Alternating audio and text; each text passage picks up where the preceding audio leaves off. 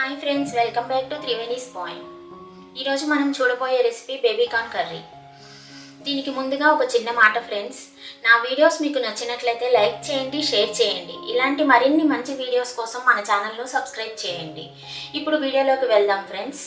దీనికి ముందుగా ఒక ప్యాన్ని స్టవ్ మీద పెట్టుకొని స్టవ్ ఆన్ చేసుకోవాలి.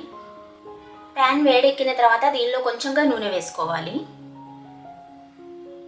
ఈ నూనె వేడైన తర్వాత బేబీ కార్న్స్ వేసి మనము కొంచెంగా రోస్ట్ చేసి పెట్టుకోవాలి.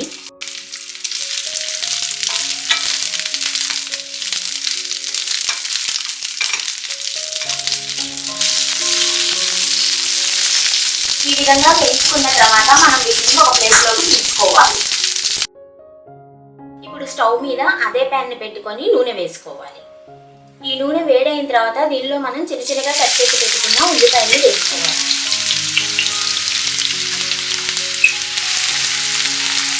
ఉల్లిపాయలను గోల్డెన్ బ్రౌన్ కలర్ వచ్చే వరకు వేయించుకోవాలి.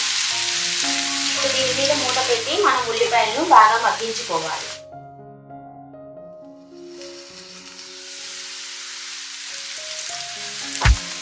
ఉల్లిపాయలు ఈ విధంగా వేగిన తర్వాత మనం దీనిలో అల్లం వెల్లుల్లి పేస్ట్ వేసుకోవాలి. దీన్ని పచ్చివాసన పోయే వరకు బాగా వేయించుకోవాలి.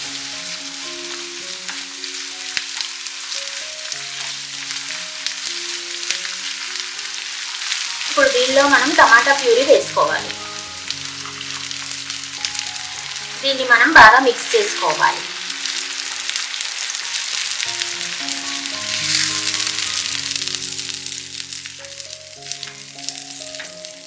ఇప్పుడు దీనిలో మనం టేస్ట్కి సరిపడా సాల్ట్, చిటికెడు పసుపు, కొంచెం కారం, ధనియా పౌడర్, జీరా పౌడర్ వేసుకోవాలి. వీటిని మనం వెల్ మిక్స్ చేసుకోవాలి.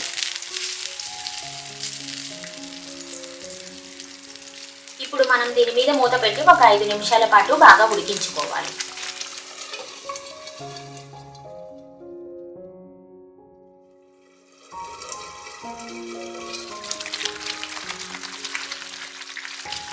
ఈ విధంగా ఉడికిన తర్వాత మనం దీనిలో క్యాష్యూ పేస్ట్ 1 కప్పు వేసుకోవాలి.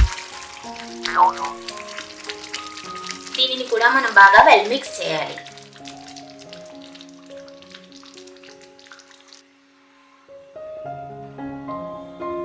ఇప్పుడు దీనిలో మనం కొంచెం నీళ్లు పోసుకోవాలి. అలాగే ముందుగా మనం వేయించి పెట్టుకున్నటువంటి బేబీ కార్న్ దీనిలో వేసుకోవాలి. దీనిని మనం ఒకసారి బాగా కలుపుకోవాలి. ఇప్పుడు ఒక 5 నిమిషాల పాటు దీన్ని ఉడికించుకుంటే గ్రేవీ అంతా బేబీ కార్న్లోకి వెళ్తుంది. ఇప్పుడు మనం దీని మీద మూత పెట్టి ఒక 5 నిమిషాల పాటు బాగా ఉడికించుకోవాలి.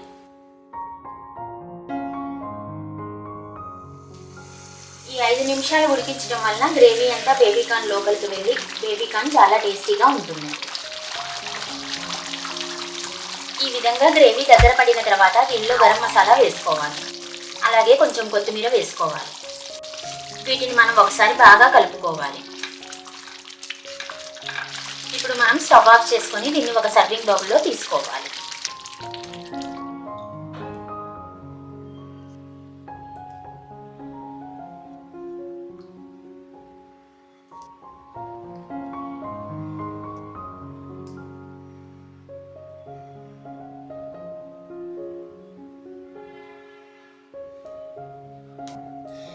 ఈ విధంగా బేబీ కార్న్తో గ్రేవీ చేసుకుంటే బిర్యానీలోకి, రోటీలోకి, రైస్లోకి కూడా చాలా బాగుంటుందండి.